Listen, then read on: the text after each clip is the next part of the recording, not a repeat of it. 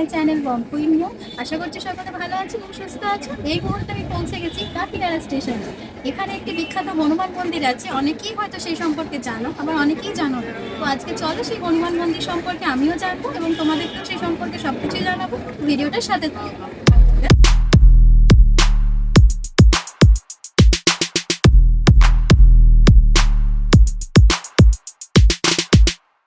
Kakinara station থেকে ব্রিজটা দিয়ে পার হয়ে আসলে আপনারা কিন্তু অনেক টোটো দেখতে পাবেন। সেই টোটোওয়ালাদের বলবেন যে মাদ্রাল হনুমান মন্দির আমরা পৌঁছাবো। তো 20 টাকার বিনিময়ে আপনাকে এই মন্দিরের সামনে এসে নামিয়ে দেবেন। তো এই মুহূর্তে আমি মন্দিরে চলে এসেছি, এবার ভেতরে প্রবেশ করা যায়। তো আমরা এখান থেকে হনুমানজির জন্য প্রসাদ কিনে নিচ্ছি, ভেতরে যাবো পুজো দেবো বলে।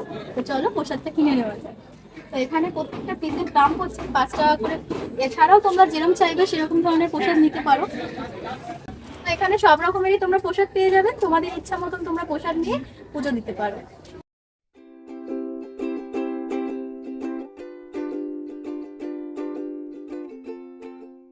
মন্দিরের দিকে যাবো পুজো দেওয়ার জন্য।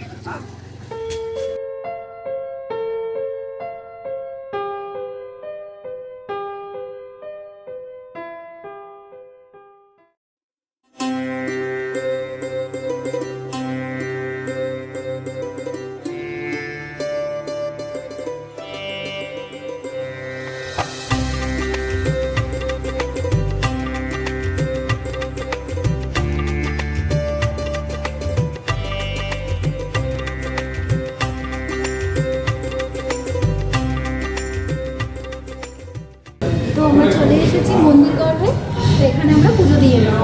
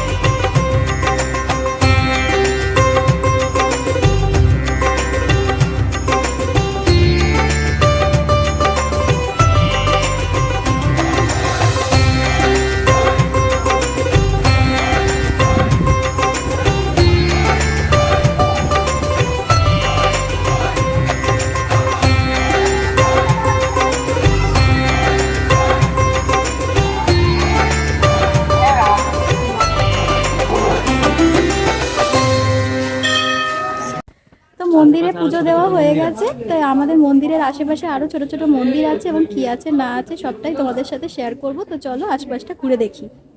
তো মন্দিরের আশেপাশে দেখতে পাচ্ছি খুব সুন্দর একটা গার্ডেন রয়েছে, যেখানে বাচ্চাদের খেলার জন্য একটা স্লিপ রয়েছে। আর তার পাশেই একটা রয়েছে বিশাল বড় একটা লেক, সেখানে অনেকেই বোটিং করছে।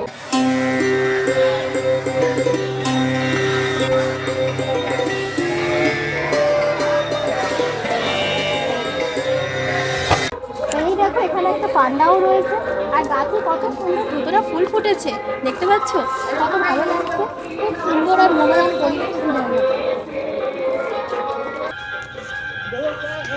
গার্ডেনটার মধ্যে রয়েছে খুব সুন্দর ধুতরা ফুলের গাছ, আর সাথেই রয়েছে একটা পান্ডাও।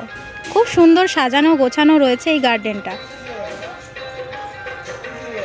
খুব সুন্দর মনোরম পরিবেশের মধ্যে দিয়েই রয়েছে আর একটা এখানে মন্দির। তো চলো সেই মন্দিরের সামনে আমরা যাই।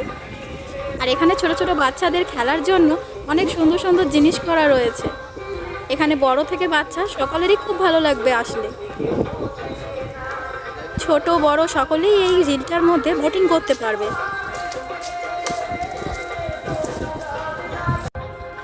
তোমরা কিন্তু চাইলে এরকম গাছের তলায় বসে নিরিবিলিতে সময়ও কাটাতে পারো। এই জায়গাটা কিন্তু খুব সুন্দর শান্তিময় জায়গা, আর পরিবেশটাও খুব সুন্দর, চারিদিকে ছাওয়ায় ভরা, খুব ভালো লাগছে। আর ওদিক থেকে ঝিলপাড় থেকে আসা ঠান্ডা হাওয়া আরও সুন্দর করে তুলছে এই পরিবেশটাকে। এই জায়গাটা চাইলে আপনারা ছোট বাচ্চাদের নিয়ে বিকেলবেলা চলে আসতে পারেন। খুব সুন্দর পরিবেশটা, ছোট বড় সবাই কিন্তু দোলনা চড়ায় মেতে উঠেছে। আর ঠিক এর পাশেই রয়েছে একটা বিশাল আকারের গাছ, আর ঠিক গাছের পাশেই রয়েছে একটা খুব সুন্দর মন্দির। তো চলুন আমরা এবার একটু মন্দিরের দিকে যাই। তো তো চলো মন্দিরটার দিকে যাওয়া যাক। মন্দিরটা সম্ভবত এখন কাজ চলছে, ওপরের দিকটা সেটা দেখলেই বোঝা যাচ্ছে। তো মন্দিরটা দেখে মনে হচ্ছে অনেক দিনের পুরনো একটি মন্দির। তো এখানে মন্দিরে গিয়ে দেখি যে মন্দিরের মধ্যে কি আছে। তো চলো দেখো। এই যে প্রথমেই বলছিলাম মন্দিরটা দেখে মনে হচ্ছে যে মন্দিরটায় কাজ চলছে। মন্দিরটা মনে হচ্ছে যথেষ্ট পুরনো। তো মন্দিরটাকে রিপেয়ার করা হচ্ছে আবার নতুনভাবে ভালোভাবে দেখার জন্য।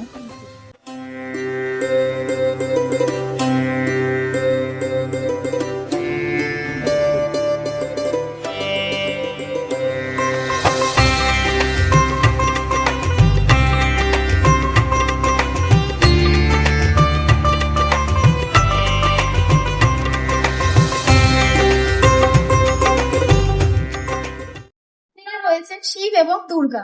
তো চলো আমরা শিব দুর্গার দর্শন করে নিই।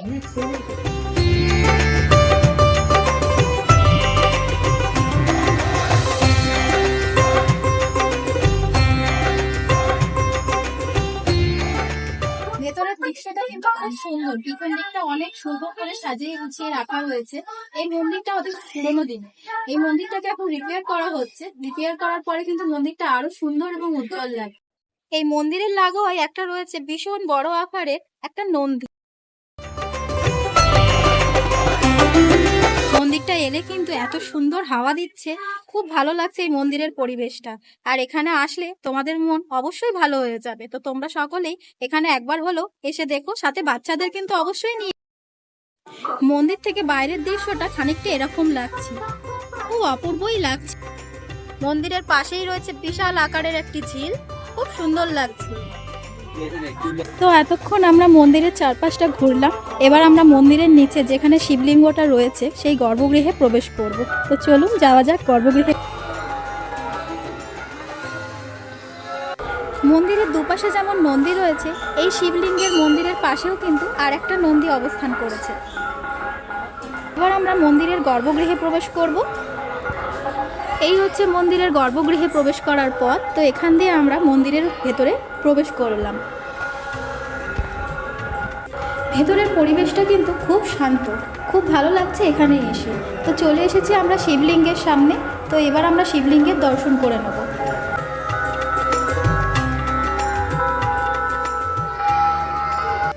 এতক্ষণ আমরা মন্দিরের ওপরে ছিলাম, এবার আমরা মন্দিরের নিচে নেমে এসেছি। আমরা ঠিক এই জায়গাটা দিয়ে প্রবেশ করলাম এবং এখানটা দিয়ে প্রবেশ করলেই কিন্তু এখানে শিবলিঙ্গের মূর্তিটা আমরা দেখতে পেয়ে যাব। আর ঠিক তার উল্টো দিক দিয়ে এই সাইড দিয়ে বেরিয়ে যাওয়ার পর কিন্তু এই মুহূর্তে এই গেটটি বন্ধ আছে, তাই আমরা সামনের গেট দিয়ে বেরিয়ে যাব। আমরা এবার মন্দির থেকে বেরিয়ে আসলাম, যেহেতু ওই দিকের গেটটা বন্ধ তাই আমরা সামনের দিক দিয়ে মন্দির থেকে বেরিয়ে আসলাম।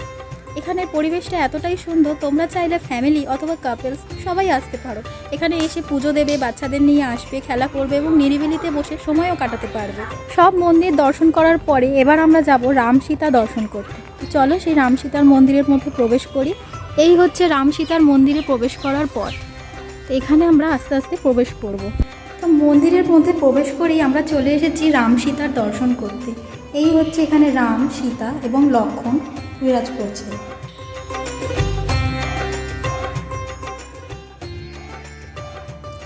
আর অপর প্রান্তে রয়েছে রাধা এবং গোবিন্দ। চলুন রাধা গোবিন্দর সামনে যাওয়া যাক।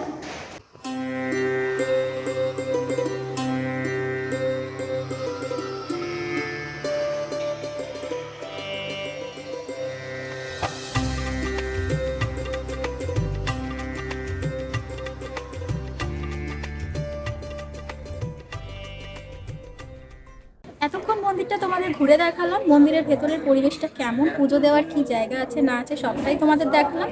এখানে কিন্তু তোমরা ফ্যামিলি নিয়ে সবাইকে সাথে নিয়ে আসতে পারো এবং বাচ্চাদেরকে অবশ্যই সাথে এনো, বাচ্চাদেরও ভালো লাগবে, তোমাদেরও ভালো লাগবে। এখানে এসে পুজোও দিতে পারবে এবং ঘোরারও অনেক জায়গা রয়েছে, খুব ভালো পরিবেশ। আমি এখানেই আজকে আমার ভিডিওটা শেষ করছি। আপনাদের যদি ভালো লেগে থাকে তাহলে আমার চ্যানেলটিকে অবশ্যই সাবস্ক্রাইব করে দেবেন এবং একটা লাইক করে দেবেন। ধন্যবাদ।